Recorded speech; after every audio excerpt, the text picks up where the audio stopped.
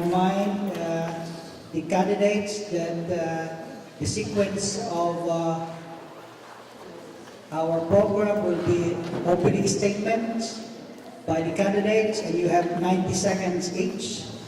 It will be followed by questions from the committee, 4 questions from the committee, and then questions from the public, the audience for participation, audience participation, and we will ask them based on the availability of time. And then the final number is the closing statement for all the candidates, and you have 2 minutes for your closing statements. All questions will be answered by all the candidates. With that, we can start now the opening statements of our candidates, and let's start with Mr. Kayangya. You have 90 seconds.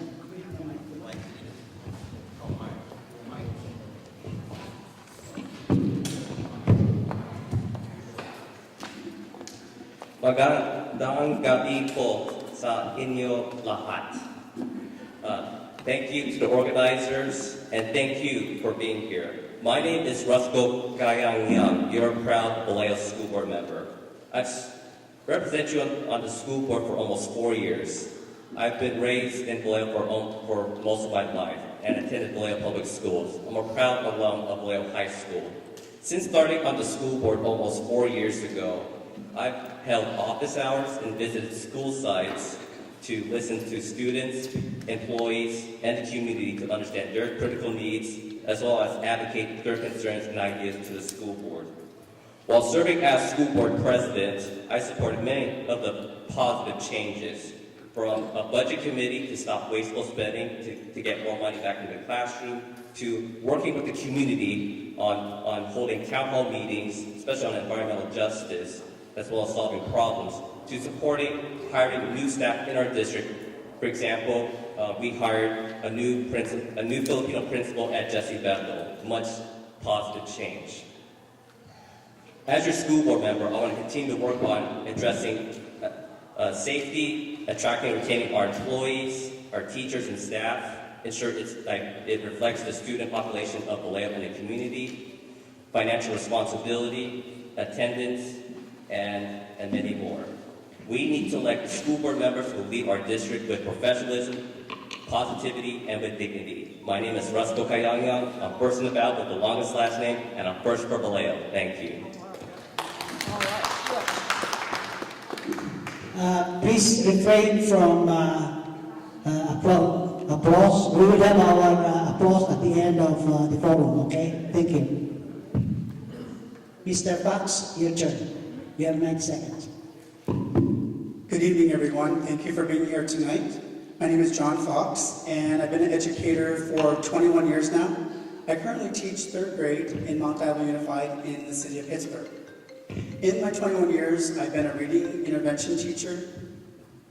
I've taught 2nd grade through 6th grade, and I've also had my administrative credentials. So I've been the principal of summer school in 1 year, similar to a vice principal in at my school. Also here in Vallejo, I've been in Vallejo 18 years, and all 18 years I've been involved in Vallejo. I've been on 5 boards here, and currently I serve on 4 boards here in Vallejo. So I'm extremely involved, and I know how to work on a board. Each of the boards that I work on and serve on are financially solvent. I want to take that to the school district and work with the $13 million that we need to cut this year. Being an educator, it's going to be very tough, but to help them see them through this difficult road that we have ahead. Being involved in Vallejo, I've met so many different people and organizations and clubs. I want to use that networking to help build partnerships with our schools, have businesses adopt our schools, and help out be role models and mentors in our schools. Thank you so much for coming tonight, and I look forward to answering your questions.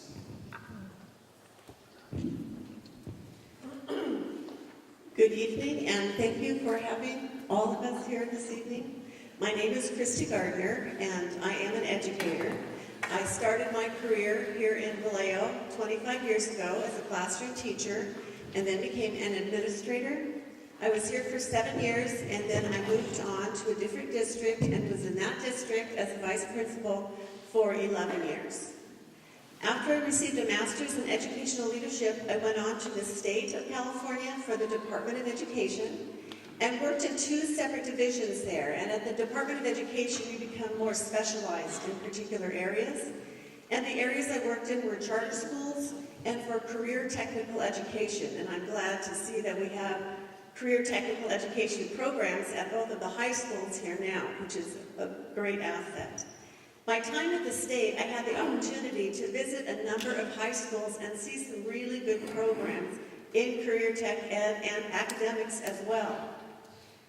I believe that Vallejo has the capacity and the teachers' ability to make those programs, or bring those programs here to Vallejo, and we can make a great district with specific programs. Thank you very much. My name is Christy Gardner, and I look forward to this evening. Thank you. Mr. Rap, Tony Gross. Thank you. You don't mind if I stand? Oh, principal habit. You know, that's hard. My name is Tony Gross. I'm running for school board because I think that we need to do, and I know we can do a much better job teaching our kids. They need a high quality a consistent high quality of instruction. They need relevant instruction. And they need the guidance all the way through from 0 to 12 to get that done. How do I know that? Because in 1998, I was appointed as the principal of Bethel High School. I had one basic motto, that's no kids will fail. We had a very high graduation rate. How high you might ask? Our first class, we graduated all but 3 kids. That class, 50% went to a 4-year college. It continued during my tenure there, and I was there for 6 years and less. I was very involved with my students' education, all of them, as we should be, because I believe that Vallejo can be the best educational system in this area if we are dedicated and willing to give our kids what they absolutely need. I'm here again running for school board because I'm ready to give our kids a high quality instruction that they are guaranteed. Thank you. Ryan Misano. Not quite so loud, I'll do my best. But my name is Ryan Misano, and I am running for school board for a number of reasons. First off, though, in a little introduction, I happen to be the eldest of 18 children, all of whom attended at one time or another schools here in Vallejo. So I have had experience over 24, 25 years of seeing the evolution of the Vallejo schools. And from actually not passing the high school, I went into the nuclear Navy where I served aboard ballistic missile submarines. And from then I came back into Vallejo where I purchased a company, an insurance company, sold it, and I'm still working in the insurance field. However, the ideas that I think are presented here for the schools to create a renaissance here in Vallejo, which we sorely could use. The problems I think that we're facing in the schools are not unique to Vallejo. They're widespread, they're across the nation. However, I think we're uniquely positioned to form solutions to these which can help not only the city of Vallejo, but other cities as well.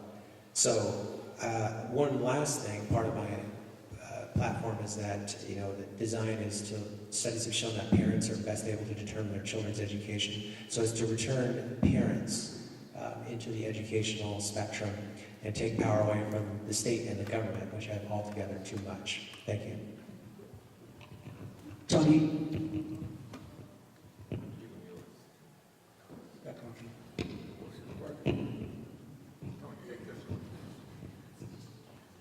Good evening. My name is Tony Ubaldi. I'm a retired pastor and professor.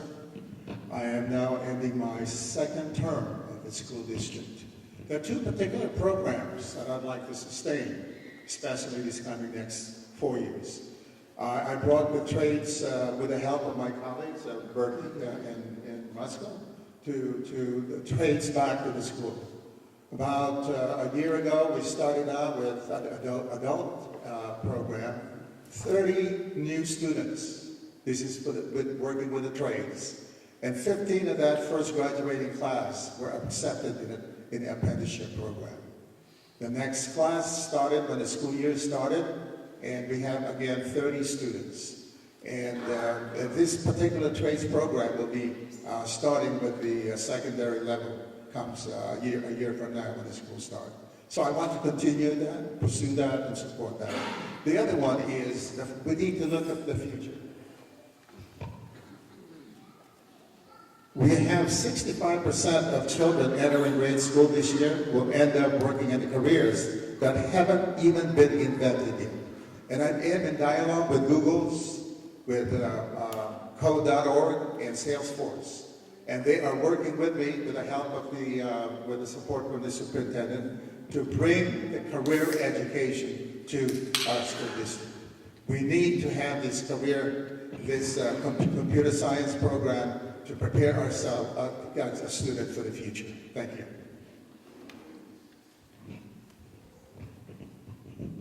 Mr. Burkowar. Thank you. I've lived in Vallejo all my life. I went to school here. My parents sent me to the Catholic high school for high school. I then became a police officer here in the city of Vallejo for 30 years. I worked the streets of Vallejo on the graveyard shift.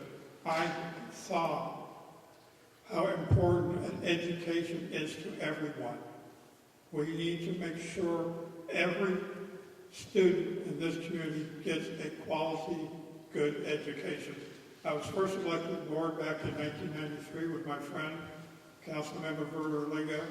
I served for 8 years, and then for 13 years, I was off the board, but I still went to 90% of the meetings because I was still concerned about the educational system in this city. I don't just go because I'm on the dais. I don't just go because I want to run.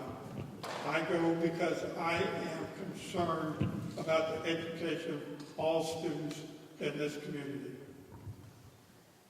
Mr. Alan Yee. Thank you for holding this forum. Just a quick bio about me. I grew up in Vallejo as well. Like Mr. Kariyan, I attended Vallejo K-12 schools, Dad, Mini, Solano, and graduated from Vallejo High. I went away to college, and I came back to look after my parents. When my wife and I got married and had children, we started looking at the schools in Vallejo. I was appalled to see how they had deteriorated from when I went to school. My children are in Catholic school right now. I wish I could send them to Vallejo schools.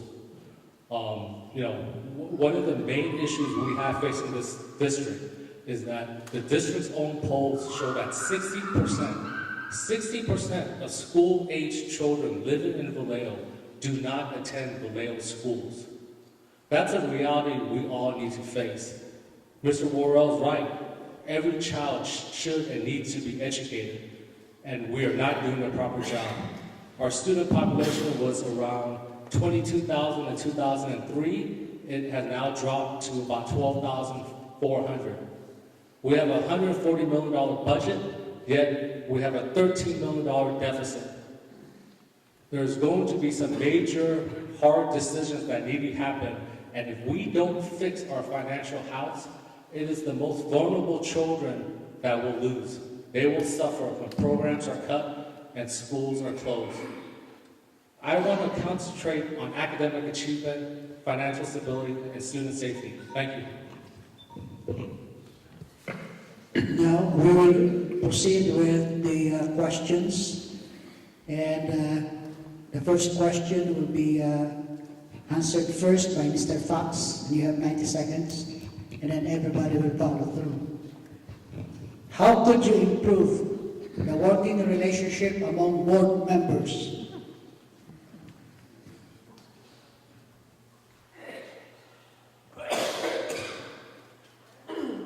Okay, to improve the working relationship between board members, currently that'd be a big task.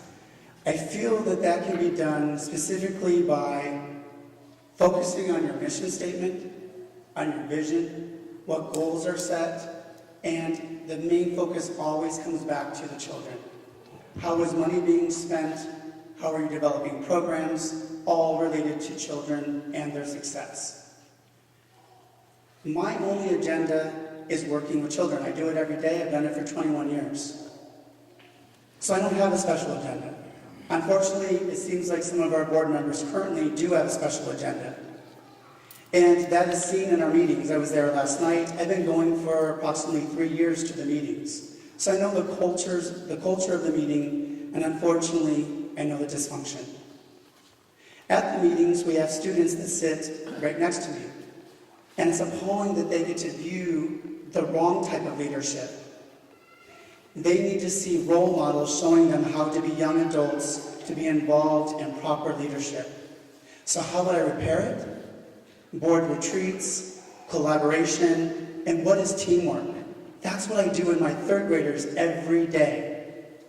We worked on how to work as partners, work in a team, how to get along, how to problem solve, and how to fix our differences. We don't have to agree, but we still need to come to some type of compromise and understand, be respectful to each other. So that's somewhat how I would fix the problem. Thank you. Ms. Gardner? Thank you for the question. This is a huge problem, and it's not going to be solved overnight. But I know that the type of person that I am not necessarily conflict-free, but I can agree to disagree in a very respectful manner. And I believe that that is a part of civility, and as a board member, you need to be role models for others and set an example of professionalism for the other professionals that are in the district. And I know that I am capable, and I do that on a daily basis and have done so in my professional life. I would encourage a board retreat to get to know the other board members and to see where everyone is coming from. And we always need to consider the students first. As an educator, it's always students first in the classroom. And at the board meetings, it should be students first at the board meetings as well. I would also lobby for board study sessions so we can make more informed decisions on some of the topics that come to us, and particularly when it's new information, and include the community in some of the problem solving or some of the discussion, so that whatever decision is made is going to be the best decision for the community. Thank you. Mr. Gross? Thank you. Sorry, I use this. Repeat your question again, please. How could you improve the working relationships among board members? Okay, how would I improve the work relationship? Well, first, I'm a teacher. I've been doing it for almost 40 years now. Bob knows that, Rosanna knows this too. The first thing I would do with the board is we need to find out if they know that they're the problem. Seriously, I need to know from them what is your stance, what are your values, why you own the board. And that needs to be shared with all the board members, and it needs to be shared in an air where there's no condemnation, no value, clarification on that. If I have this belief, that's my belief, and it needs to be shared and it needs to be valued. I think one of the problems that we're seeing that happens with adults, and it trickles down to kids, when we start devaluing people for their beliefs, then they become anarchists. They go against what we want. And I think that's what's happening with our board now. Their mission is to help students learn in this city. They have kind of lost that track. I would really be very aware of the fact that I would have to bring them back, get back on track. Let's revisit what we are here for, and let's try to work together to solve those problems that are keeping our students down. Thank you. Thank you. Mr. Nassar? Thank you for that question. And when it comes to the board's working relationships with each other, I'm well known for being a pretty non-controversial person myself. That said, we have a job to do, and that job is to serve the kids and serve the community. To do that, there's two sides. So yes, we need to be courteous, we need to be amiable, we need to be polite. However, at the same time, you cannot, and I'm going to use a pretty strong sentence, you cannot prostitute the truth for unity. It just can't happen. At times there needs to be a stand made, a pretty strong one. So when it comes time on the board that things need to be done in the interest of the children and the community, there needs to be a pretty strong stance at times taken. We're in a country that started out with some pretty strong disagreements, and yet I think all of us are very happy that those disagreements happen because we have the nation that we have today as a result. So I'm not a big fan of just constantly going with the flow and wilting under pressure. At the same time, there needs to be an understanding that as humans, we're all going to have our opinions, for better or for worse. Given those respectively, but I think persuading and convincing rather than autocratically forcing upon others is going to be better in forming working relationships. Mr. Antonio Balde. Thank you. Appreciate the question very much. I think it's very important for the board to focus on the students rather than personality issues or agendas. If you listen to board meetings, some individuals just concentrate on issues dealing with lawsuits or purchases or those kinds of stuff that distracts from the life of the students. If we can focus on the life and the needs for students to achieve, I think we will get along well. We need to extend support beside the students. We need to support the staff. We need to support our superintendent. Trust, we have a crisis of trust in the board. So we need to develop greater trust toward one another. It lacks a teamwork that someone just said recently. And then also learn how to practice the best ways to achieve the successes that we need to pursue. So focus on the life and the needs and the high achievement of students rather than personality conflict. Thank you. Bertie. Thank you.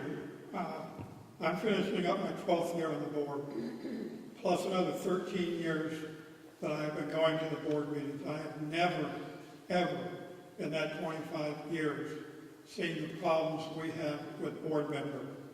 I say board member. Why? Back in the late 90s, Mr. Paragas and I disagreed on issues, but we were always civil about it. It was never personal. You can have disagreements. Last January, we had a workshop on a Saturday for the board members, and only a handful of the public showed up. And in that time, Mary Ann Kearney-Brown argued with the facilitator for 20 minutes. 20 minutes. So you can shake your head no, Mr. Schessel, but you weren't there. And she argued for 20 minutes with the facilitator. Trustee Lawson was there, he knows what I'm talking about. It's only one person who is really causing dysfunctional because she wants it all her way. That's Mary Ann Kearney-Brown. I want to be very clear about that. If she were to just work with us, the rest of us, we could get more things done. We have an outstanding new superintendent that we all need to get behind. But she does not want to get behind him. Thank you. Mr. Yap. Currently on this board, there is a lack of decorum and just a lack of basic politeness with one another. I've never seen such dysfunction. It takes two to tango, not just one. Accountability, transparency, being honest with the public. We are here to educate the children of Vallejo. If 60% of school-aged children in Vallejo do not attend Vallejo schools, you know you have a problem. Let's be honest about that. The district has a $13 million deficit. I could care less about how the board operates, but the board is entrusted with setting policy for this school district. They bicker, they complain, they have personal agendas. You cannot just blame this on one person. Mary Ann Kearney-Brown is not running for office, the 8 of us are. I serve on corporate boards. We have a basic code of conduct amongst every trustee on our board. Bickering is not allowed, personal attacks are not allowed, If this board does not get its act together, maybe we should go back to the state. Because the last time I checked, when my two children cannot get along and I have to be the arbiter, I make the decision. So if the Vallejo School District and its board members and staff cannot get along, maybe the state should come back and just tell us what to do. Thank you. Mr. Arian?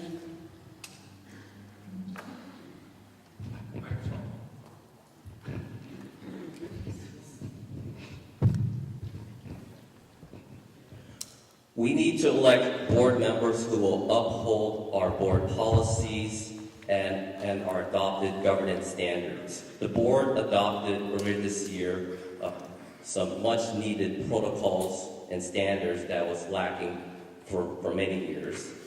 During my time on the board, I served on the governance committee to help set up those much needed protocols and standards, which the board adopted. Some of our standards includes board members should not attack each other. We should lead with professionalism, with positivity, and stay focused on students. In addition, as a young Filipino who has been attacked at board meetings, I don't take it personal. I take the high road. But when our students, our community watches this, that does not set a good example. We need to ensure our rules are upheld so that no one should be attacked, whether you're a parent or an employee or a student. In addition, I agree with Ms. Gardner that the board must hold study sessions and retreats and should not be held on Mare Island where the district office, where the meetings are. It should be held at school sites and at City Hall where it's more accessible to you, the people, as well as it gives a positive environment. As a school board president last year, we held our school board meetings at City Hall. That was a much needed change and it contributed to a positive meeting. We need to ensure our school board meetings, majority of the time, is focused on addressing student achievement as well as safety and attracting and retaining our employees. Thank you. The next question will be answered first by Christy Gardner. What do you think is the number one problem confronting the school district? How would you address it? The number one problem, can you repeat that again, please? What do you think is the number one problem confronting the school district? How would you address it?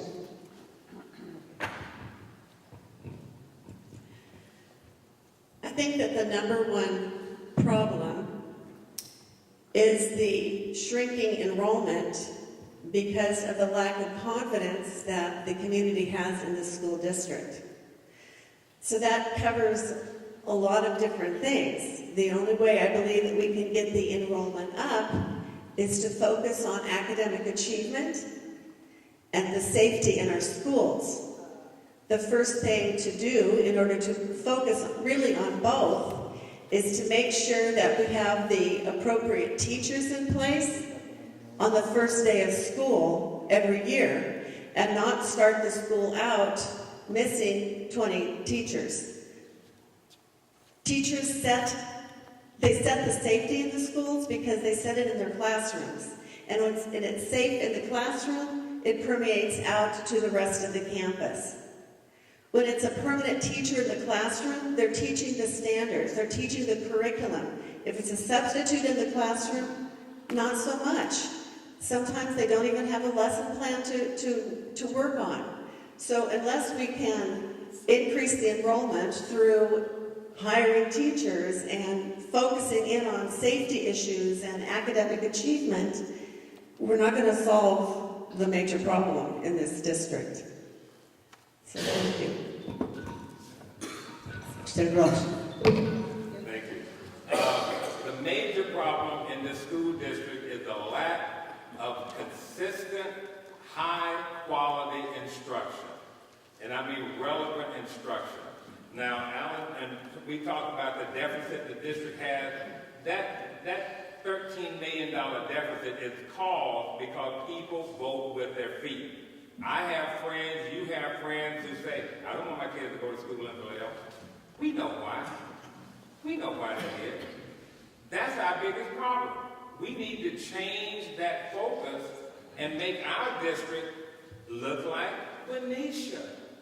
Meaning that we may not be able to do that on a complexion-wise, but we can do that with a high-quality instruction, and you have to do that by training teachers, supporting teachers, and holding their hand if necessary, because it's hard to deal with 30 kids in the classroom, but you have to do it, you have to be successful, and you have to know what you're doing. So I think that's the biggest focus of this district. Years ago when I came here, because I've been educated in this district for 30 years, we had a professional development department, one of the best in the country. People came from all over the country to come to Vallejo, not for money, but for training. We had innovative programs in this district. We need to wake up and go back to that and know that once we get something that is like any other marketing part, you get something people like, they will come to you. Thank you. Mr. Nisano? Yeah, to piggyback off of what Ralph said, when you build a good product, people will come. And I think the number one problem that we're facing right now is academic achievement. When you have 70% of the children that are graduating in the 12th grade that cannot do math and English at the 12th grade, that's extraordinarily problematic. We're simply putting people into the community that are much more likely to get into criminality and into poverty. From the stance of a parent, which parent wants their child to be in a school where discipline is a problem? Kids are assaulting teachers. I just heard of one student, a 7-year-old, bit a teacher the other day, where we have academic achievement very low, and when they get out, they not only don't know math or English, they also don't know civics, they don't know history, they don't know much of anything at all.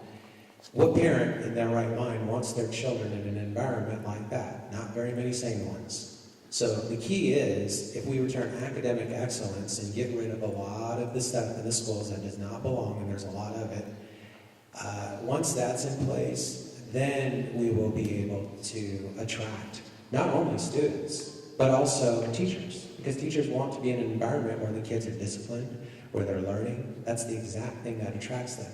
There's lots of other things about this. I have a website, masanonews.com. These are issues that confront not only Vallejo, but America. I've gone into extreme detail. For those who want to really get into the weeds and the devil's in the details, I invite you to go there. Thank you. Mr. Tony Bondon? Thank you so much, Chris. I think the biggest problem we have in the school district that I'd like to confront is the bringing the achievement gap closer to each other.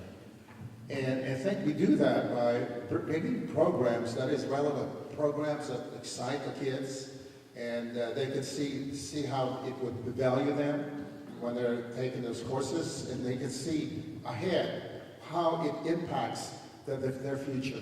And one of the reasons that we brought the trades back is because that many of our boomers are retiring, and many of them they cannot replace the folks who are retiring. And so we need to bring that kind of program back so we can replace and strengthen the middle class once again. The other things that I'm trying to help bring, and that is the computer science, that I have made recommendation to the superintendent and his staff, and that we start a computer science program in our schools. Over 500,000 jobs are needed today, and approximately about 70,000 in California alone. And we cannot fill those positions because we are not training and allowing those children to be prepared. And so that's part of the things that we're trying to do, is to bring the achievement gap closer to one another and bring programs that are relevant for the future. Thank you. Bertie? To me, the biggest problem is money. Money drives everything. Without the money, we can't get the number of teachers we need. We can't get better quality teachers without the money. When all of us here went to school, it wasn't that much of a money problem, because it didn't matter whether you came to school or not, the schools still got paid, whether you were in the seat or not. A number of years ago, the state changed the rule. Now, you only get paid if the student is actually in the seat that day. If it was under the old system, we wouldn't have the $13 million deficit. So until we all start talking to our legislators, the school board doesn't control that, it's the state legislators. We need to tell our state legislators, give us the money for the student, whether they're there or not. If they're not there, we still have to pay the teacher, we still have to pay for the lights, we still have to pay for the upkeep of the schools. Everything runs on money. One of the reasons our schools are in such bad shape, last time we did a bond was back in '97. We need this bond so we can fix our schools, even though some people sit here today and continue to write letters to the paper saying, we don't need that money.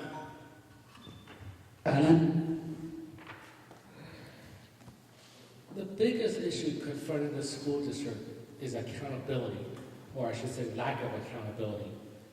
This school district has a $140 million plus budget for 12,400 students. The money is there. We just don't manage it properly. The Catholic schools can educate K through 8 students for $6,000 a child. If they can do it, why cannot Vallejo schools? When we talk about the budget and money, we have to look at how we're spending our money. We have wasteful spending in the district office. We bought 1,900 iPads for 1,500 school kids at Vallejo High School. Now we're taking out those same iPads and replacing them with Chromebooks. The money is there. Just like all of us, we all have to budget properly.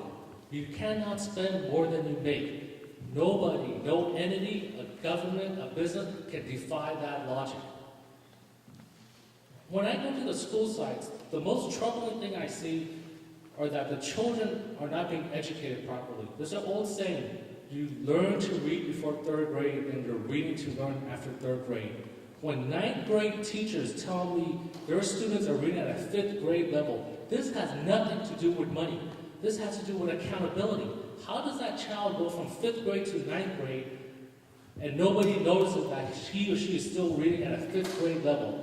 When I went to Vallejo High, half of my class went to a UC. Half of my class. Now I ask the children, hey, how many go to UC? Maybe 4 from a high school if you're lucky. We have not held anybody accountable, from the district office to staff to administration to the teachers. And the parents have voted with their feet. That's why 60% do not go to school in Vallejo. Mr. Kayang, Mr. Kayang. No mic?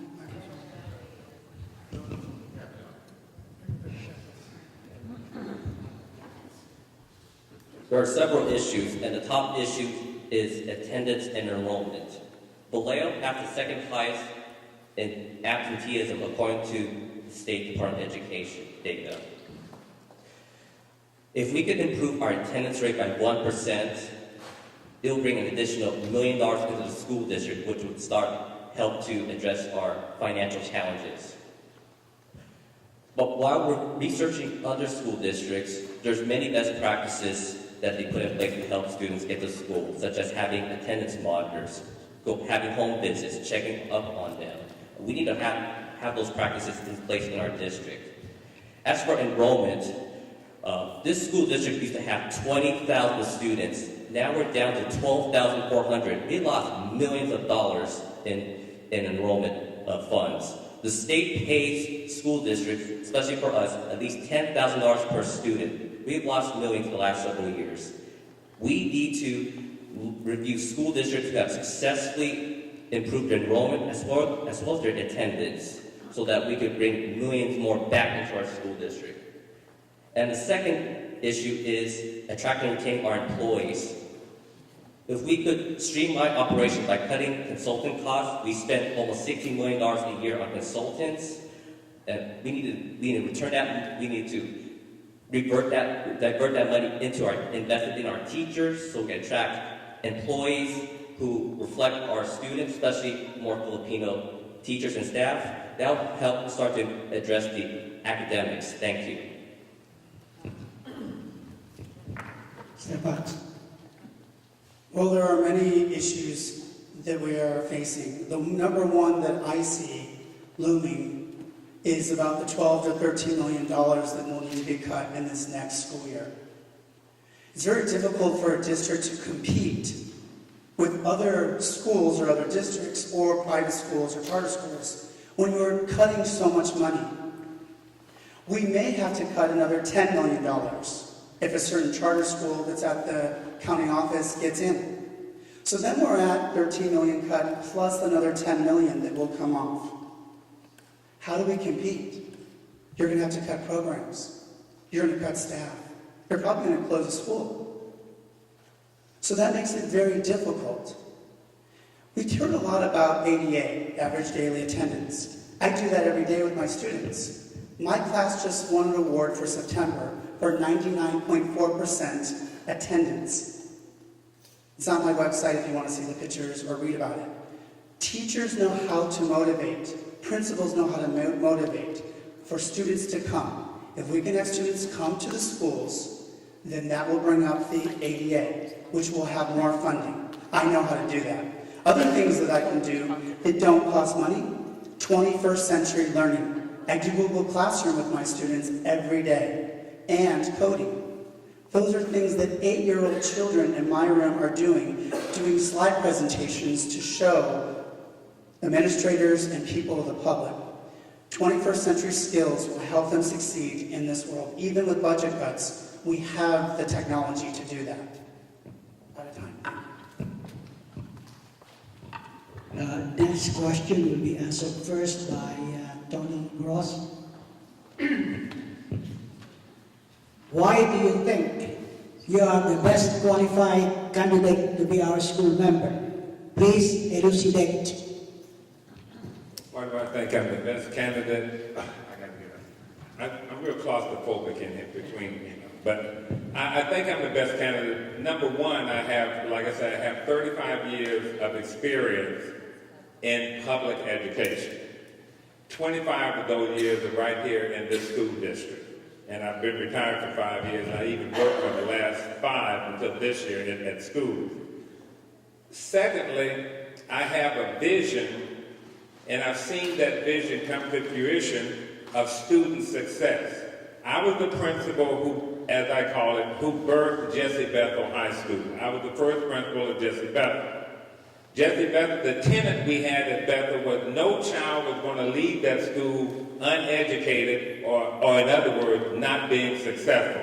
As I stated previously, we graduated all but 3 people, 50% went to a 4-year college. We had those kind of rates. But the biggest thing was, and we talked about kids not coming to school, we talked about losing $13 million because people think the school district is no good and all this. All of that is wrapped around the idea that if you don't have a relevant educational system, or if you don't have something that I need, something that I want, then I'm not going to join you. And I made sure at Bethel we had programs, we did outreach. I didn't have auto mechanics, so what do? I went down to Avery Green and asked him to look, let my kids come to you to learn how to work on cars. The Lathrop Construction built Bethel. I used them to help build us a construction lab, kids to learn how to do that. Relevant education, I'm sorry. Thank you. Mr. Solano. Thank you, and as Jess Milcock said earlier, when you're asked a question like this, it does put you on the spot because you're not really liking to go ahead and sound your own trumpet. However, Michael Crichton said that if you don't know history, you don't know anything at all because you're like a leaf that doesn't know it's part of a tree. And what I think that I offer at this time is I don't really feel that any of the problems that we are facing are new. They're simply a different variation of problems that have been faced by people in the past. Simply with our technology, we're facing new ways of these problems occurring. However, I understand those principles of the past that have solved these problems in the past. They will solve them short term, they will solve them long term. This is not going to be a temporary band-aid. This is going to be something that can cause a change that will be quite lasting. Also, part of it is how to take an organization from average performance, if you will, or perhaps even mediocre, and to go into hyperdrive, to go to excellence. How do you do that? Well, I did that already. I took a business, bought it in 2012 without one dime. I turned that business around, purchased it for $650,000, and in 1 year, we went from an average agency over a couple of decades to the second highest award given by our company.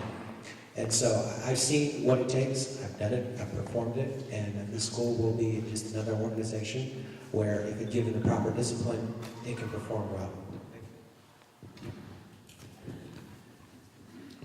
Thank you for your question, Chris.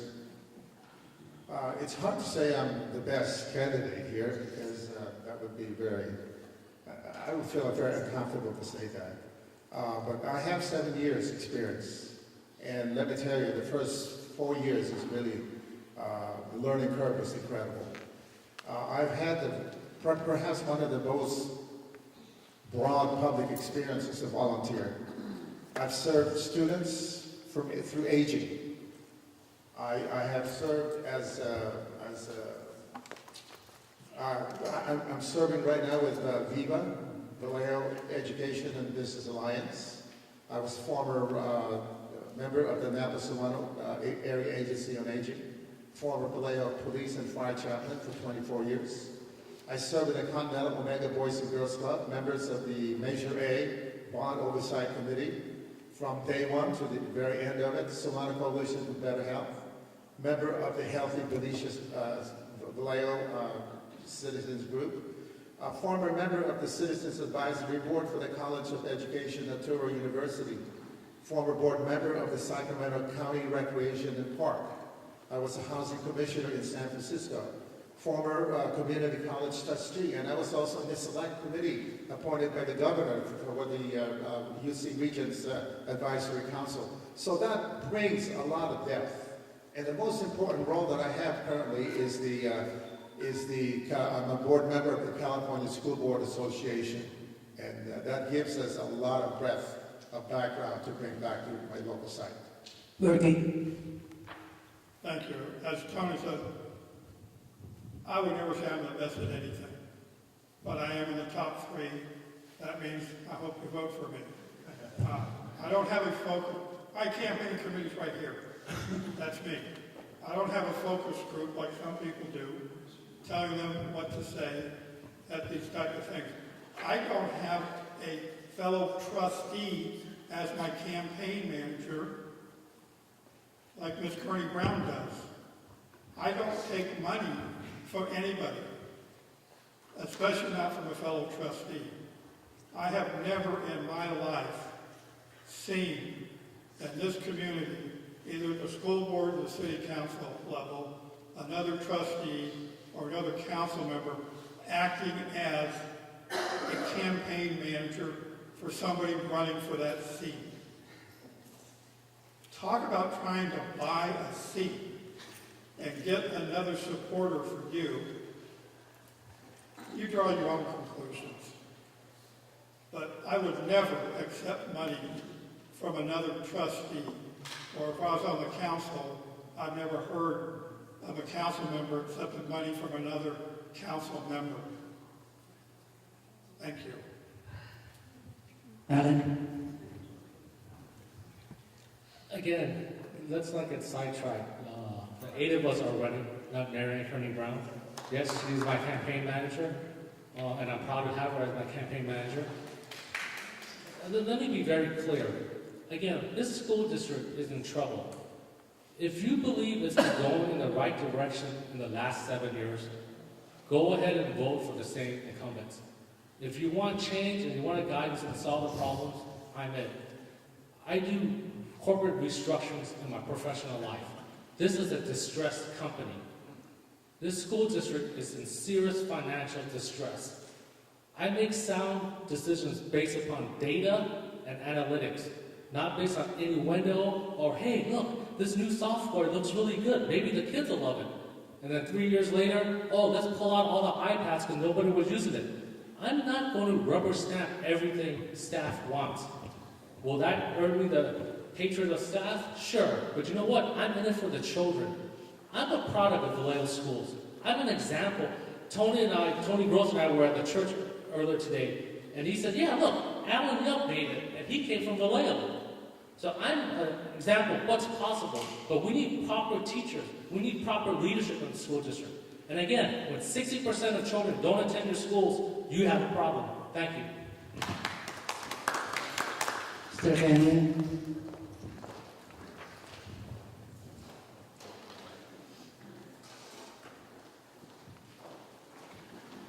I'm proud to be raised in Vallejo. Yeah. I'm proud to be raised most of my life in Vallejo, being born in the Philippines. And I'm proud to attend Vallejo Public Schools, Danmini Elementary, Solano Middle School, to Vallejo High School. My first job was at 15, just like our high school students. My first job was at Marine World, which now is called Discovery Kingdom. From that, to serving on the City Vallejo Youth Commission, to serving on the Napa Valley College Board, to now serving on the Vallejo School Board for almost 4 years. This is the last several years. I'm also honored to serve as an aide to a city council member in Richmond, working with the community, strongly advocating for them to make positive policy changes. And as your school board member for the last 4 years, I'm proud that I've held office hours with the community to be more accessible, to hear their ideas and concerns, and report it back to the board so that they're aware of it and hopefully it gets addressed. I'm proud to work with the community on many positive legislation, such as working with Ms. Diaz and the community to have our school district become a safe haven to protect our immigrant students, employees, and community. And I'm proud to have a track record of not rubber stamping, but doing what's right for our students and our employees and saving their jobs. Thank you. Mr. Paz. So the question is, how am I the best candidate? Well, I know public education for 21 years, working with students every day in diverse, low economic areas. I know programs, I know education, I know the Common Core and what's expected with standards, benchmarks. I know all the curriculum. I also know how to increase attendance through ADA. I've done that in my own classroom and been successful, and you can see that on my website. I also know administration, since I have my administrative credential. I know how to run a school. I know how to interview. I know how to evaluate. I've done it. I also know how to work on a board. I've been on 5 boards, and like I said, I currently serve on 4 boards. So I know how boards work. I know Robert's rules. I know how to have a budget. All the boards I'm on, I told you those boards have surplus budgets. I know RTI, response to intervention. I know how to do it because I've been a reading intervention teacher. I have the first-hand experience doing that. I also know I'm endorsed, I think, by the most of any candidate up here. Our mayor, our vice mayor, our county supervisors, Mike Thompson, the VEA, CSEA, the list goes on and on. That's because I know how to work within the community. That's because I volunteer in the community. That's because I'm involved and everyone knows me in the community. I want to work with businesses so that they will work with our schools. Thank you.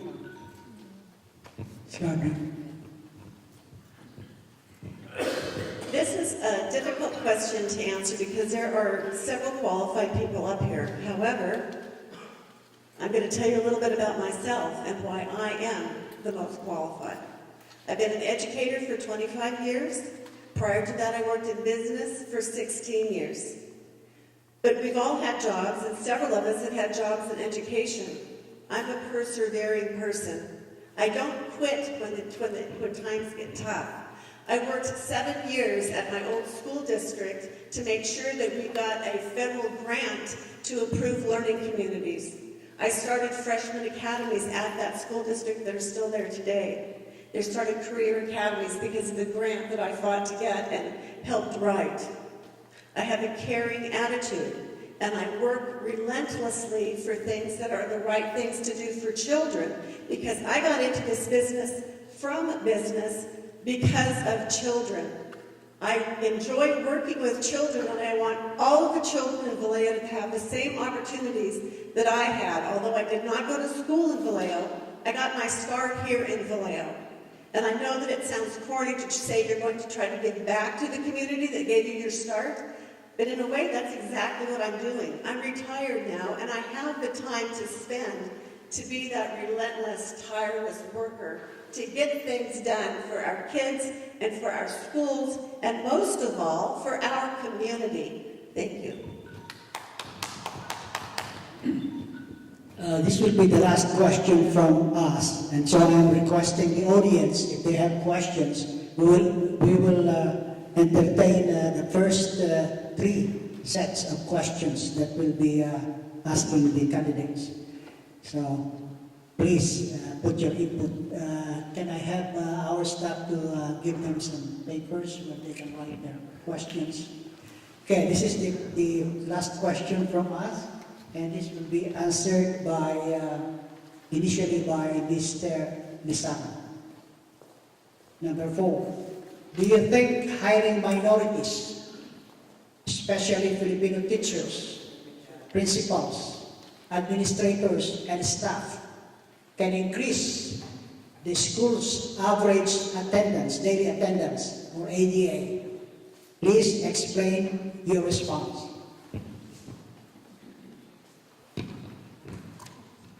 Thank you for that question. And this is a very complex topic, and it's one that I actually addressed at length on my website, which I invite people to go to, solanonews.com. The answer to this is, in America, we have to reach a point where every single one of us, regardless of our background, our gender, our race, are evaluated on the exact same playing field. We have to stop, and we have a severe problem with this in Vallejo, with the tribalism, that I support people who look like me, and other people who do not look like me, I'm not going to support. That has to stop, because it's a problem among all of our races, and we need to address that, because our basic thing that if we adults cannot get this right, how can we train our children to treat each other with respect no matter what race they are? So hiring needs to be done based upon character and qualifications. We need to start being like Lady Justice and be colorblind when it comes to this, because we're all created equal. We have equal opportunity, we do not have equal outcomes. And to have equality, we have to have quality. Thank you. Tony, Would you repeat the question again, please? do you think hiring minorities, especially Filipino teachers, principals, administrators, and staff, can increase the school's average daily attendance, ADA? Please explain your response. Thank you. Appreciate that. I think we have an obligation to hire the most outstanding role models, and the fact that we have a very diverse community, I think it's very important for students to identify the teachers, principals, superintendent, and so that they can understand that they too can make the great sacrifices that many of those positive role models have made. And so I would support the idea that we need to embrace the very best, and if they happen to be representative of any particular ethnic groups, it would be very, very positive and enable our students to really learn and grow and learn the positive contributions of each groups that we have in our community. And I think Vallejo is very successful in making that happen, and so with our community at the school district. There's some areas that we need more strengthening, and so we need to concentrate on that also. Thank you for that wonderful question. Bertie. Thank you. I think it helps minority students when they see people of their ethnicity as teachers. We've heard students come say that at school board meetings. We've had minorities come back and become teachers in our community specifically for that. We have the most diverse community in this country. And we need to, and we do celebrate that. But we also need to make sure we are hiring the highest qualified people we can. I don't believe in just hiring so we have this percentage, that percentage, and this percentage over here. We need to try and be as diverse as we can, but we need to make sure we're hiring the most qualified people, be them teachers, be them custodians, be them groundskeepers, principals, whatever. We need to make sure we're hiring the most qualified people that we can. Alan?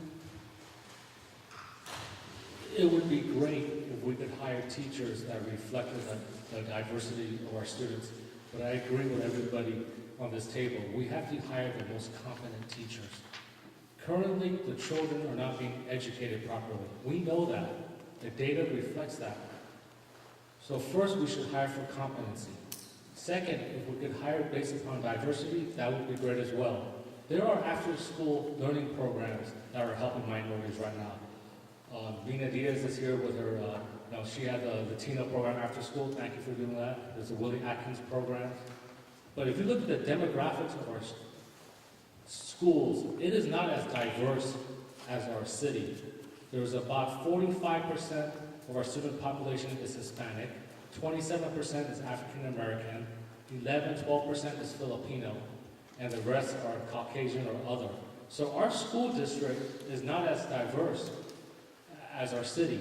That is a problem, right? Not only do we have to keep the children that are attending our schools, but we have to figure out a way of bringing back the children who have left our schools. If you look at the charter schools, their demographics are actually very similar to the city, not very similar to Vallejo School District. What are they doing to attract these children? Thank you. Roscoe? Our teachers and staff are the heart of our school district. When you have students, especially as a former student of Vallejo, when you have students who complain about there's no teachers and regular teachers in the classroom, that's when they start to lose interest in their education. That's when parents start to complain and start pulling their students out of the district. What we need to do as a school board is the board must have it as a top priority that we start the school year off with 0 vacancies and have every classroom filled with qualified, good teachers and staff.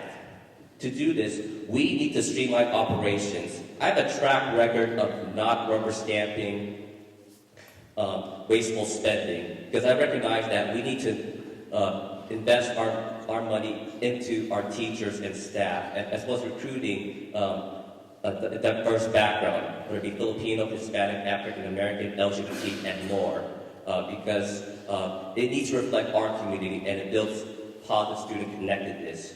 We need to also develop an action plan that focuses on competitive pay and benefits, or especially recruiting new employees, extra teachers and staff support, teacher housing, and we need to work with the city council to apply community development block grants to help assist new teachers and staff when it comes to housing. We need to also work with the local colleges to offer teacher credentialing programs for free in Vallejo. Thank you. Mr. Franz? So the question is, how could hiring minorities increase ADA or attendance? So to answer that question is very difficult because we have a teacher shortage in our nation and here in California. Every school district would like to have the population of the teachers represent the students. That's everywhere. We all want that. So that is a goal to strive for. But what we can do is have role models come in. We can have role models from the community come in. I know that Kearney-Brown comes in every Thursday and works and mentors kids in our Vallejo schools. I started a program with second graders where I had retired people come in and they read to second graders every Thursday. They love that. It builds the connection, builds the relationship. Also, as a third grade teacher, one of the standards that I teach in third grade social studies is culture, tradition, customs, and all of that is seen, again, I have pictures of that on my website. If you build that, everyone in that classroom is aware of culture and increases. especially in such a city here as Vallejo with our huge diversity. So role models is necessary to have. Will it increase attendance? Well, regardless if it does or not, we still have to focus on our ADA because we are losing so much money every day. We have to increase attendance at any means. Ms. Gardner. Children need positive role models, and it would be great if the staff looked like the community, represented the community. But that is not always the case, nor is it really that easy to accomplish.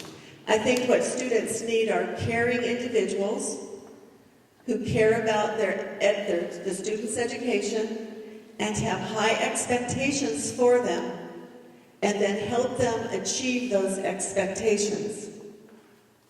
They hold them up when they're starting to fail, and then if they do fail, they make them work harder.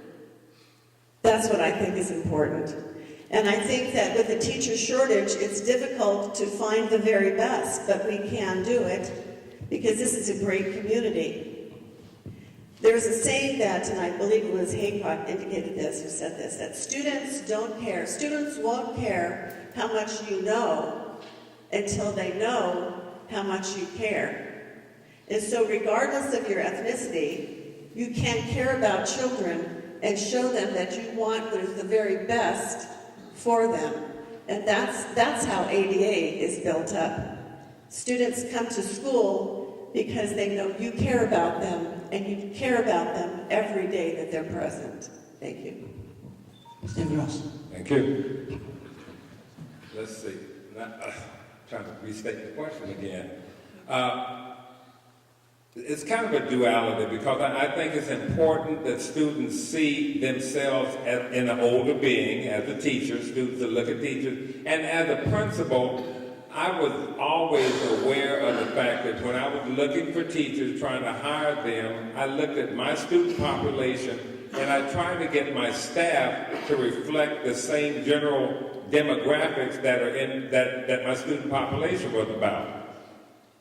But the biggest thing is, and I said it before, we need to focus on having teachers who come to this district who really pledge the idea that I'm going to be about high-level instruction, and that instruction has to come with a dose of having relevant relationships with students. As I said, it doesn't matter what color that person is. If they can give the students high-quality instruction, if they can really have a human relationship with kids will, unlike adults, they will look past color. They will look past it. We live in America. We know color is real. Race is real.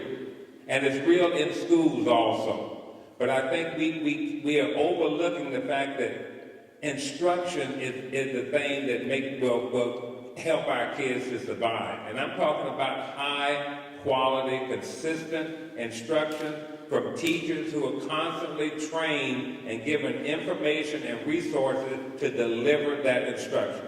Thank you.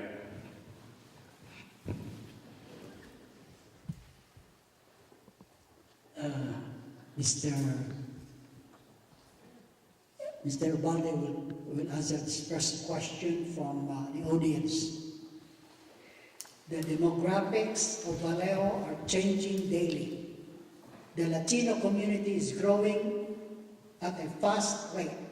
This year, the incoming freshman students at Vallejo High School were 48% Latino, and Vallejo schools have over 40% Latino students enrolled at the district.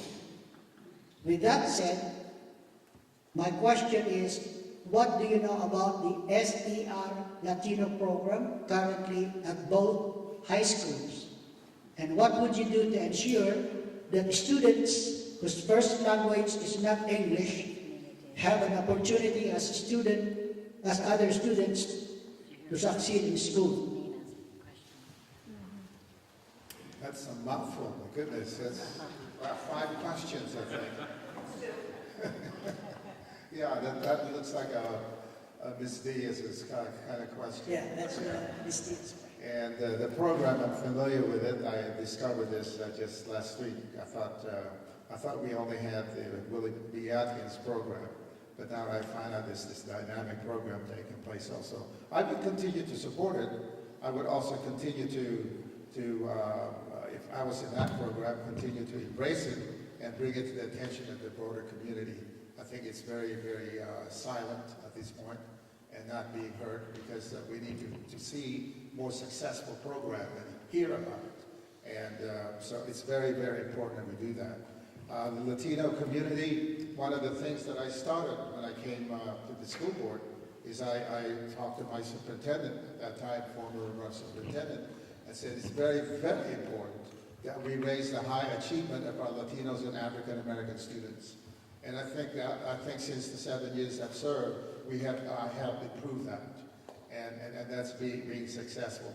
But also, I think one of the best thing we can do is also create greater role models among successful Latinos who are very busy making their ends meet. And but at the same time, I think we need to recruit more Latinos so that they can the kids can see greater role models. Thank you.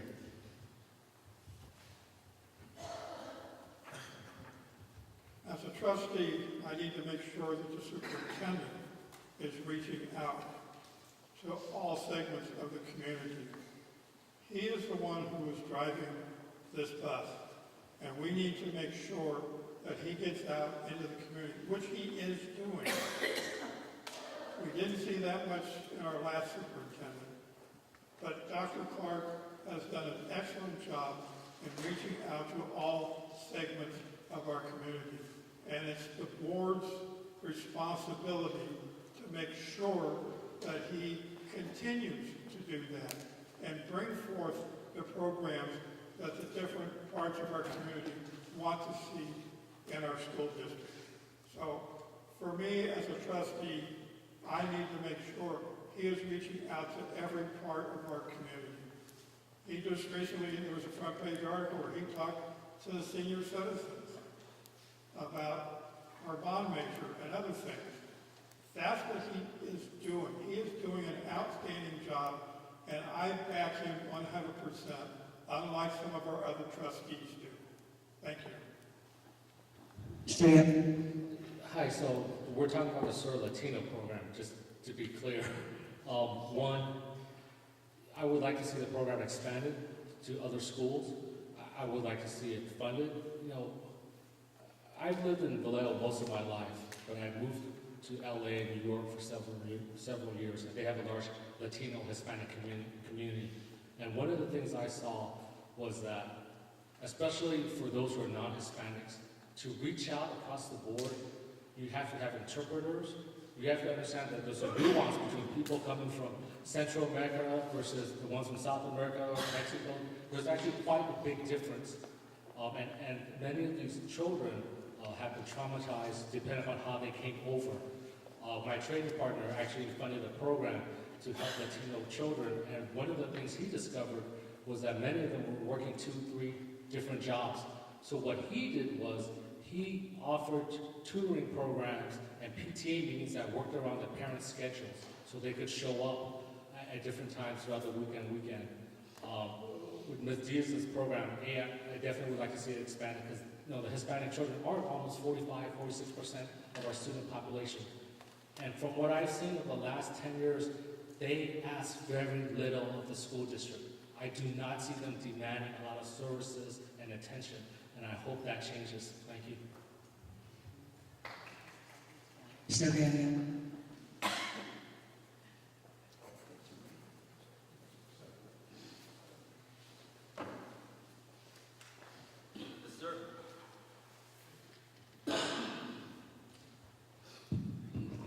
The Sur Latino program has been in existence for the last 2 years. It's been in the school district's local control accountability plan for the last 2 years.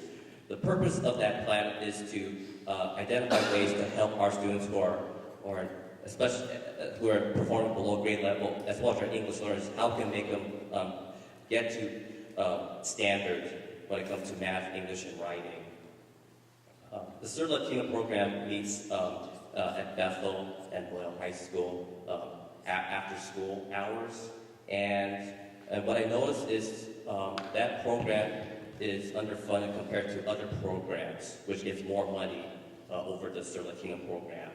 What needs to happen is the board must ensure priority funding, that the Sir Latino program gets funded more, as well as expanded and address the inequities of the funding, redistribute the funding that these programs are getting, and make sure it's equitable across the district. We need to also hire more interpreters, as well as ensure every classroom that has a Spanish course are staffed with teachers. I remember visiting Boyle High School where a Spanish teacher, more than one Spanish teacher complained that there's vacancies, and that should not be happening at the beginning of the year. We need to ensure each classroom is staffed with teachers so that our students, especially our Hispanic students, are supported and they have a positive educational experience throughout. Thank you. Mr. Fox. Certainly Latino program, I'm very proud of Mina Diaz. A few years ago, she was working with our past superintendent and helped develop this program.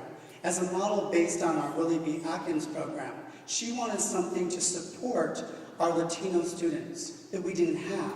So that was so important to her. She met so many times. She came and spoke. I witnessed her speaking to the school board. She worked hours and hours with our past superintendent and now our current superintendent. And I thank her so much for helping our Latino community. The program needs to develop a lot more. It has a lot of room to grow. One way we can do that is working with our parents. But our parents need trust, because in an age where people are being taken away from their children, you have to have trust in the community and find a way to get the parents to come out to teacher nights or to show the parents, this is the curriculum we use, this is what we're doing to help your child, this is how you can be involved in our school.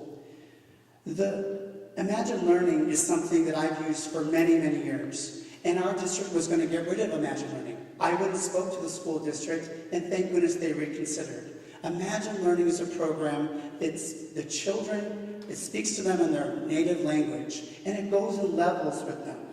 And they can do it at home also for homework, so it helps build their home native language. Also, my first 6 years teaching, I worked at Troy Acres Elementary School in Bay Point at a bilingual school. So I know the struggles, I know what needs to be done, and we have a lot of room to grow in that area. Although I'm not as familiar with that program as others, I'm looking forward to learning more about it. I can tell you that I worked in a school that was 50% Latino, and there were probably 25 to 30% English learners in that school. We had a very active ELAC, English Language Acquisition Committee, and I encourage that for each of our schools to have an ELAC, a very active ELAC. But more than that, I think that we need bilingual aides and bilingual teachers to assist in the process of assimilating the children into the classrooms. ELD instruction every day is extremely important. They need to practice their language skills on a daily basis, so all of their teachers need to be certificated or clad to be able to teach appropriately to second language learners. In the Latino community, they value education, and it's important to have like a support system for them on campus. The last district I was in, we had training sessions at our school sites to teach the parents English along with their children. And that was very helpful to include them into the community. They felt more a part of the district that way. That is one way to include parents. We had a parent center also, so they could come on campus and feel familiar there. Thank you. Thank you. Chris, I would ask you to repeat your question again, but it was so long, I'm just going to wait. I want to say this. You know, the number, we have 45% Latino students in our district, and that's about what we are. Mina and a few people are really trying to organize to get them together.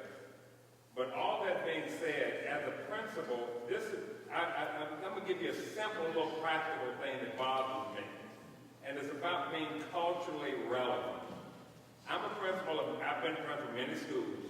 I have Latino parents come in every day, only speak Spanish, and there's nobody in that office that can speak it. What do? I smile and say buenos dias, but that's all I can say. And then I complain about why don't we have somebody in this office that can talk to these people and treat them like human beings, except they just look, we look, they look, and we look at each other. It's like we both prisoners, and they leave our school. To me, that is humiliating, it's degrading, and it's politically assassinating a group of people. Oh, sorry. Well, you got me kind of stirred up here. But anyhow, I think as a district and a whole, and go back to that competency as adults, we have to recognize all of our culture. We have to be proud of all of them. We have legislative laws that will protect groups, but we need to do that ourselves. We shouldn't have to be mandated to treat people like human beings. We need to get to that idea. It needs to come here in our heart. Thank you. Mr. Usano. Okay, so like Christy, there is definitely a lot that I can do to inform myself more on the topic, and I would definitely like to do so in the future. And I think the goal of the Latino community, as of all of our communities, is assimilation. That every single child in America, regardless of where they came from, my goal at least would be that if they were raised in these schools in Vallejo, when they got out, they would be able to relate to the United States in such a way that every single one, if they wanted to become president of America, would have that chance. And what I get discouraged about is when I see efforts made to isolate children, and it's handicapping them, because when they aren't exposed to American history, to English, what we do is we disable them from potentially achieving everything that they could do. And all of us, fourth generation Italian, I understand an assimilation for my homeland. However, I think once we're able to come here and understand that we are a nation, and that when we do come here, sharing the common values that we all have equal opportunities, that all men were created equal, and transmitting that, because oftentimes some of the circumstances that people come here with are not exactly like ours. So making sure that we do share that dream and vision that is the reason why most of us are here or came here is extremely important. Also, making sure that they're taught English, they're taught, and giving our resources in that. I would also say that the community is definitely going to play a role in that. I'm a firm believer that government governs best, which governs least.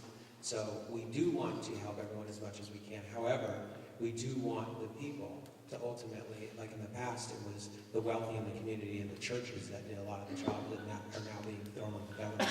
So that's how I would face it. Thank you. Thank you. Because of the time constraint, this will be the last question that I will be asking before the closing statements by the candidates. So, Mr. Berkey, this is the final question from the audience. Do you support charter school? Yes or no? Why? Charter school. I don't support all charter schools. I do support some. I think MIT, it is a local charter school compared to what Caliber is. Caliber is not a local charter school. It's run by a business. It is a for-profit charter school. MIT has been, since its inception, when I was on the board previously and voted in favor of it, because it is run by all local people. So in that sense, I do. People say they're a lot better than the public schools. They run on different rules than we do. They are applying for another high school, Griffin, and I was looking through their charter that they submitted. Do you know in there that they can send a student home if they're not wearing the uniform of that school? Not something that's terrible or anything, it's like some of these shirts are that people wear, or extreme short shorts some other people wear. Just if they are not in the uniform, they can send that home. We cannot do that. They get the parents who make sure their kids go to school. That's why they don't have the ADA problem we do. We take all students. All students. We don't just take those that are off the cream of the top. Mr. Yan. Yes, I do support high-performing charter schools. I always have. What I support even more is a parent's choice to choose the best education for his or her child. I do. I hope every parent in this audience would choose the best education for his or her child. The question we need to ask is, why are Vallejo schools so underperforming that parents are going to these charter schools? What are they doing that's attracting basically the most engaged parents? My girls go to Catholic school, and if they are not wearing the proper attire, they get sent to the principal's office, and I get a phone call. Hey, where's their shirt? Where's their sweater? Or the teacher will give them a sweater to put over them. Now, just like how there are underperforming public schools, there are underperforming charter schools. Not all charters are created equal. MIT has been here for a very long time. They do a great job. Their Griffin Academy is going to offer high school students both a high school diploma and an AA degree. That will save you 2 years worth of college. Why can't Vallejo High School or Jesse Bethel offer the same type of programs? It's not rocket science. We have to compete with the charters. They've been legal since 1992 in California. Let me repeat that. They've been legal since 1992. Thank you. Mr. Garian.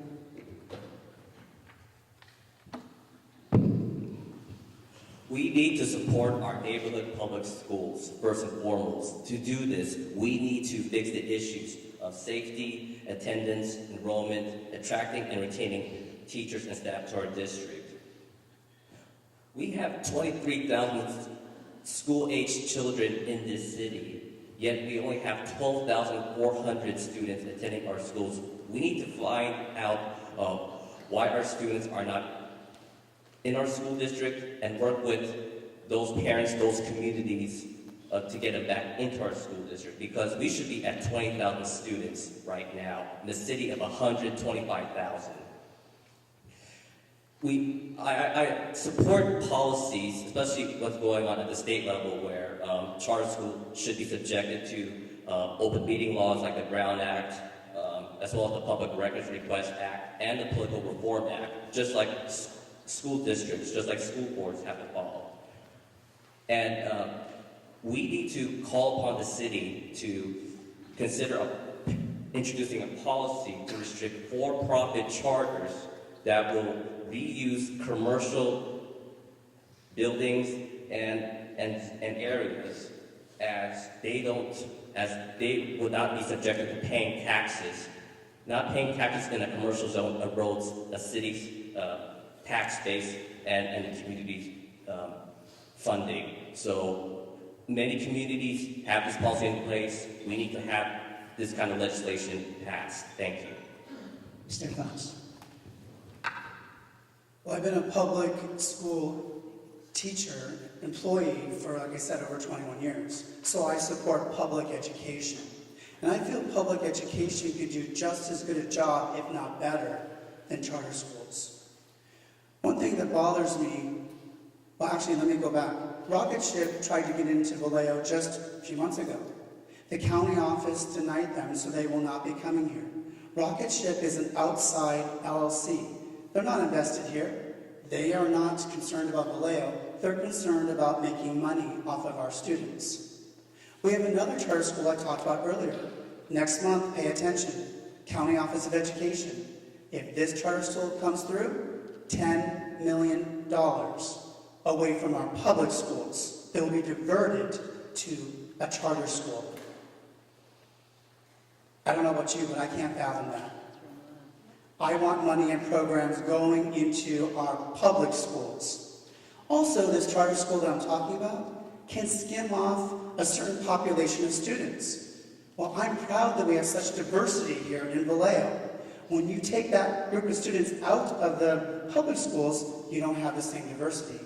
Also, they don't have to do the special ed requirements, the EL requirements, and if there's behavior problems, they can send the child back.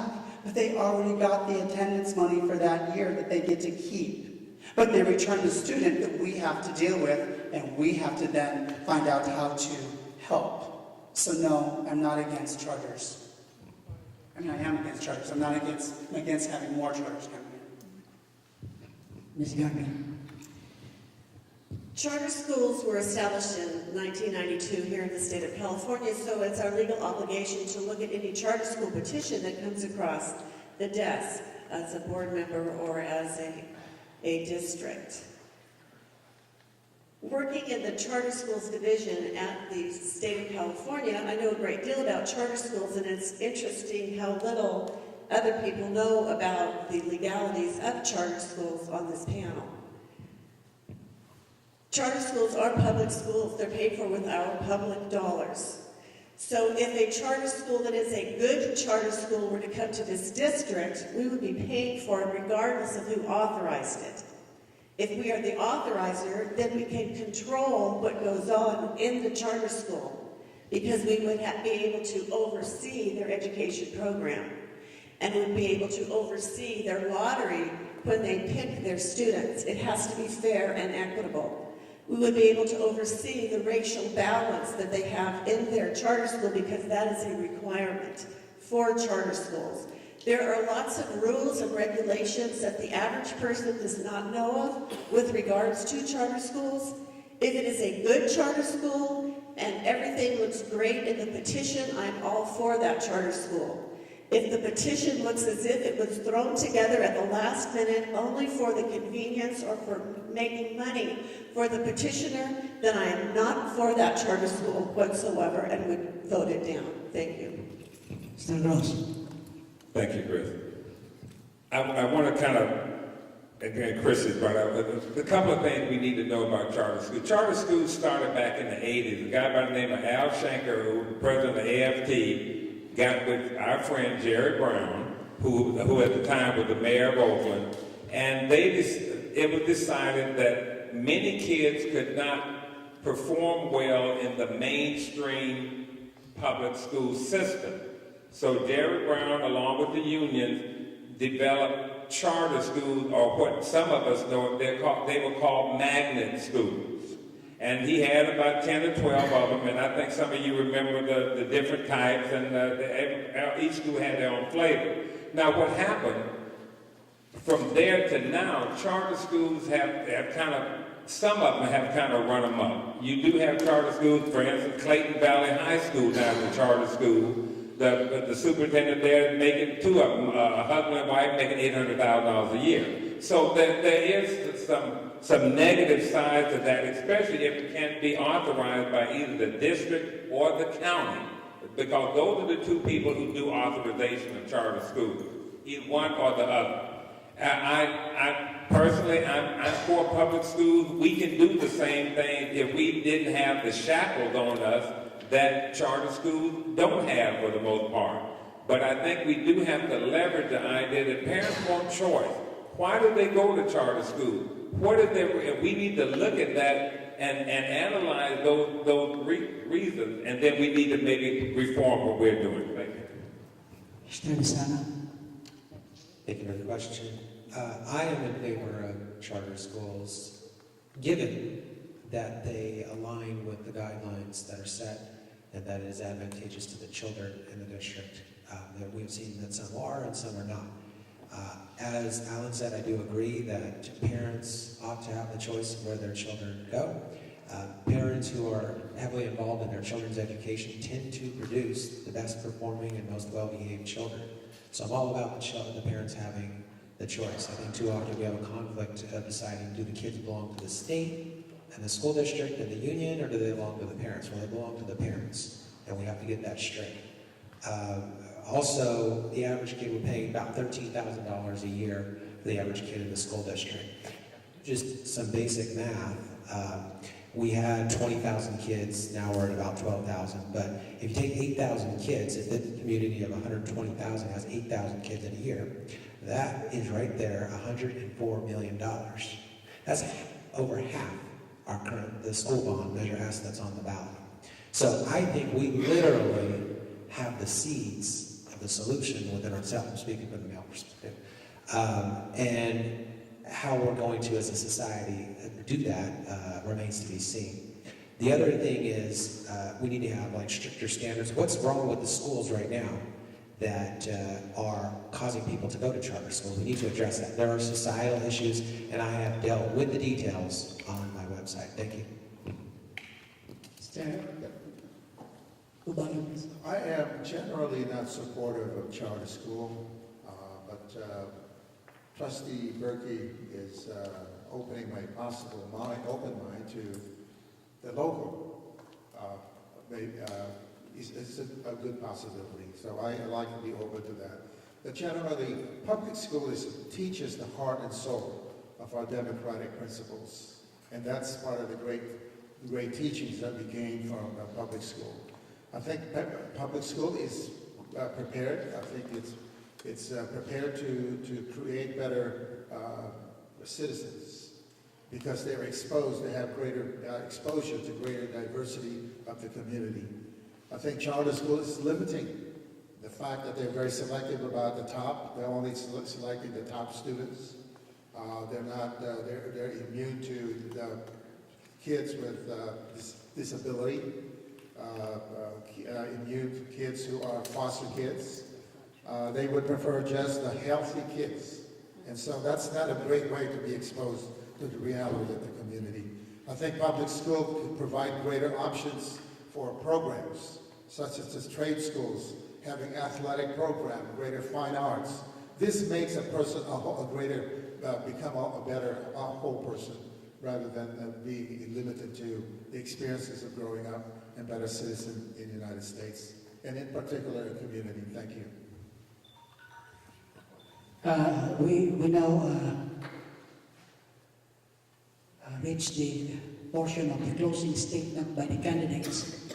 We will start the closing statement with Alan Yip, and then going to your left. Mr. Yip. Hi. Again, I'm running for school board because I care about this district. If we do not fix our financial house, it will be the most vulnerable children and teachers that will suffer. It always is. We will have to shut programs, shut our schools. There's a myriad of issues with the school district. We have to bring back competency to the school district. When 60% of your school-age children do not attend Vallejo schools, you know something's wrong. 60% of children live in Vallejo do not attend Vallejo schools. You know something is wrong. We have to start concentrating on academic achievement, student safety, financial stability, and lastly, we have to hire competent, qualified teachers who are willing to do the hard work to give these children a high-quality education. At the end of the day, there's only so much money we can spend in this district. We do have $140 million for 12,400 students. Let's use those funds appropriately. Let's put all the money back into school sites. Put the money back into hiring qualified teachers, ensuring that the children are learning to read and reading to learn. Thank you. Mr. Warren. Thank you to the organizers for tonight. Oh, my apologies. Yeah. Berkey, your turn. You changed it. Yeah, Berkey. He was right. Thanks for coming out tonight.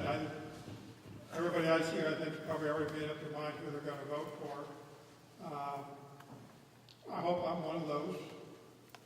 I've run 6 times This is my seventh. I've won 3 times, I've lost 3 times. I run because I am interested in the students and this community. I've lived here all my life. I worked for the city of Vallejo for 30 years. I believe in this community. My 2 brothers and my sisters, they left. I stayed here because I love it here. I like our schools. I like our city.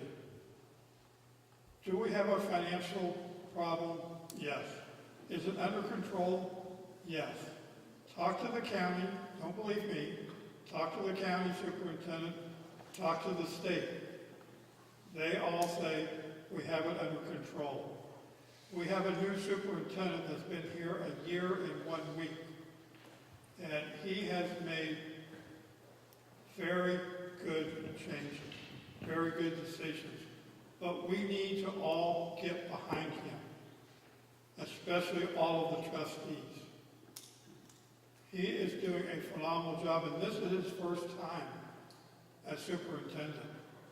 You wouldn't believe that in what he's done. Do we have ways to go? Yes.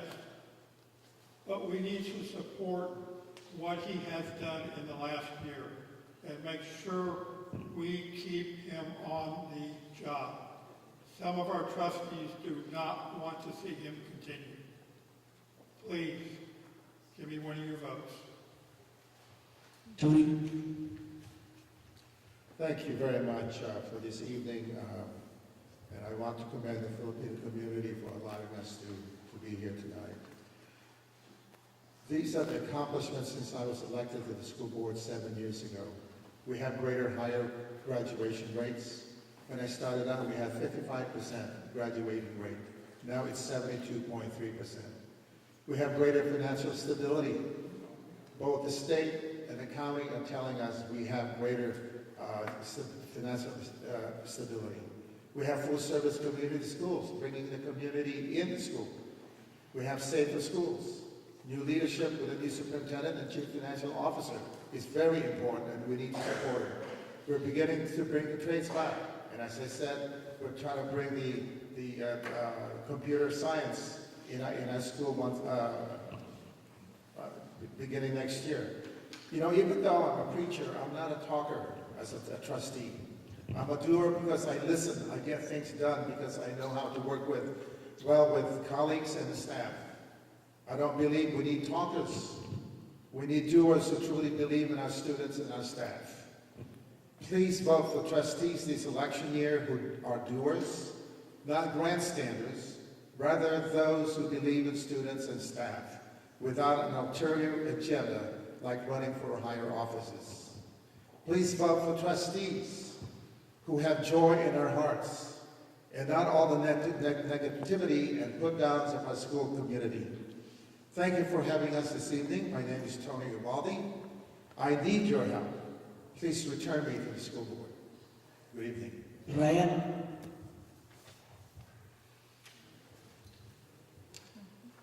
This is going to come down to the devil's in the details. We have problems. Radical problems call for radical solutions. If we continue to do what we've always done, we will continue to get the same results we've always got. So I am independent. I'm not running in a groupthink echo chamber. I am running on ideas that are covered. I urge you, the voters, to not look at signs, not look at name recognition, not look at endorsements, not look at college degrees, not look at things that do not lead to ideas. Ideas are what is going to lead to change. Ideas are not associated with a lot of what a lot of us look to for leadership. So we have to be able to look at the details. My website, I have detailed very clearly, not only what will help Vallejo, but will help practically every other city as well. I've given the problems, I've given the solutions. None of my opponents has done this. I don't think they believe it's necessary. So if I'm just simply saying, look at that, judge for yourself. Use your own intellect. Be thorough. Apathy of the voters is killing us right now. So be very thorough. And I look forward to, if you do find what I think you will, then you will join with the silent majority and you will vote for me. If you want mediocrity, then do not vote for me, because that is not who I am. While I am controversial, there are things that I stand for that simply have to go together with excellence. So, if you want excellence, safety, and a change in the schools that will lead to long and short-term prosperity, then I would be honored to win your vote. Thank you so much to the people who have come out tonight. I really appreciate it, as well as everybody else who showed up. Mr. Gross. Again, thank you all for coming out. I'm really pleased to see you because this tells me that you are very interested in the public school system just like I am. Like I say, I've been in this district or working in this district for the last 30 years and I'm vested here. My kids grew up with Allen and Westcott with school, grew up through the school system here. I have a grandchild that will be going next year. And so I have a real vested interest in procuring the best education possible, not only for the ones I had, but for all the kids in Vallejo. This district can do a much better job than it's doing, regardless of all the stuff that you hear about the money and this, that, and other. All of those things are explainable. As Berkey said, the budget is balanced. We actually have a small reserve, but what we don't have is right now we don't have the will to say that every kid in this district deserves the highest quality of instruction possible. We have to get to that. And we do that by training teachers. We do that by educating the community. We do that through a process I call community-based education, where we look at the goals and the missions and the values of the district, make sure they're in line with all the groups in the city, and then we can move forward to be successful for our kids. We have two gentlemen up here today who went to school in Vallejo.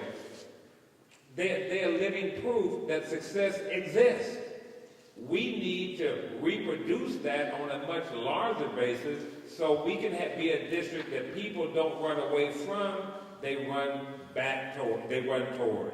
And I think we can get to that. I know we can get to that. And if you put me on the board, I can definitely help the district to be #1 in this county. Thank you. Mr. Ms. Gardner. Thank you very much.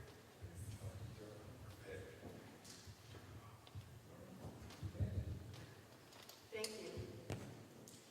I'm not real tactful.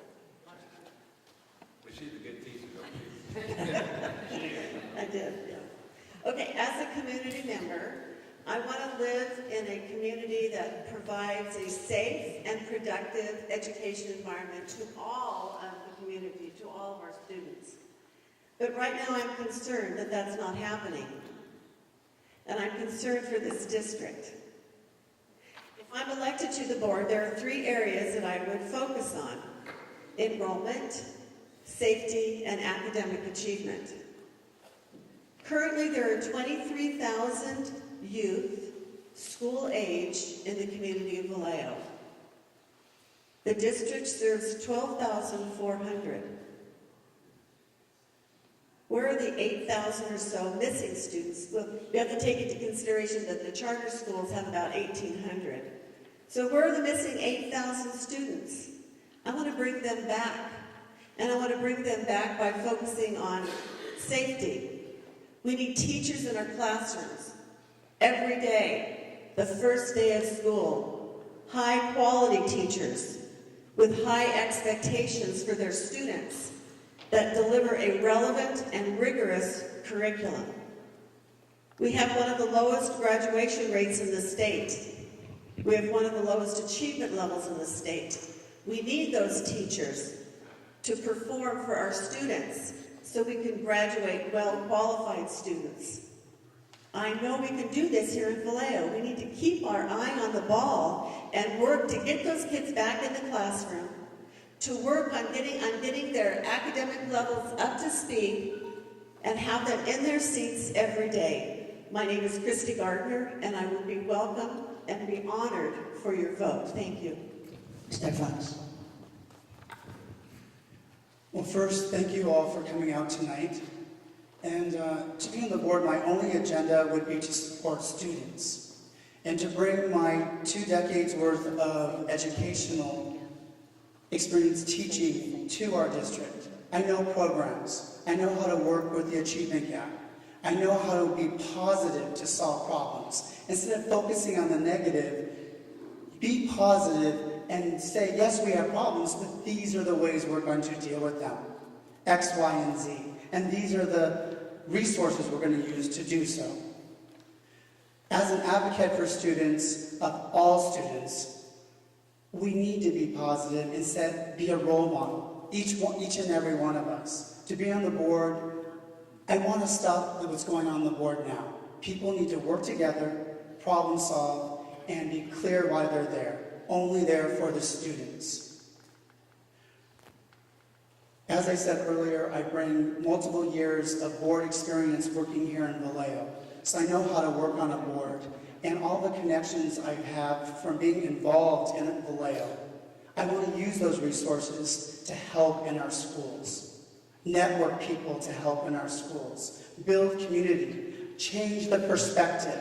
Right now we have such a negative perspective, and guess who that hurts the most? Our young people. They hear you. They hear us. It's not fair. It's like not giving them a chance. We need to change the narrative and be positive and find solutions together. Again, I have multiple endorsements, and I think that shows that you are involved and you know how to work with people and that you do have the credentials that are required. Please check my flyer out for all of those and my website. I'd be honored for your vote. And again, my name is John Fox. Have a wonderful evening. Okay. Thank you to the Filipino community of Solano County, and thank you for being here. As your school board member, I want to continue to work on addressing the issues of absenteeism, safety, attracting and retaining diverse, good teachers and staff, especially bilingual staff that we need in our district, as well as the academic achievement and financial responsibility. I'm one of the few board members who hold office hours with the people to hear their ideas and concerns and report it back to the board. I'm one of the few board members who reads letters and emails on behalf of students, parents, employees to give them a voice. I want to continue to give a voice to the voiceless, to continue to fight for you. I have researched other communities of what they have done and presented them to the board. We need to elect board members who will lead our district with professionalism, who will implement best practices from other communities to address our challenges, and lead our district with some positive changes. But I'm just one board member out of 5. I need your help. We need to elect a strong team that will make positive changes. As your school board member, I'm proud to work with the community, from protecting our immigrants to supporting the hiring of a Filipino principal at Jesse Bethel, to working with the community on town hall meetings to solve problems and represent the community, whether it be at city council meetings or the Air District Board meetings, to stand up for them. As your school board member, I'll continue to strongly fight for you. My name is Russell Kayangyang. I'm first on the ballot with the longest last name. I'm first for Vallejo. I will not be bullied, bought off, nor intimidated. I will fight for you. Thank you. Maraming salamat po. Thank you. Thank you, candidates. And I would like to recognize the committee members headed by President Ramos, Flor Verano, Norma Placido, Eloise Scott, Apin Salones, Max Potente, who brought the dessert that we ate, Dory Madrigal, Ani Ramos, and Miro Salazar. Thank you very much, and good luck to you all.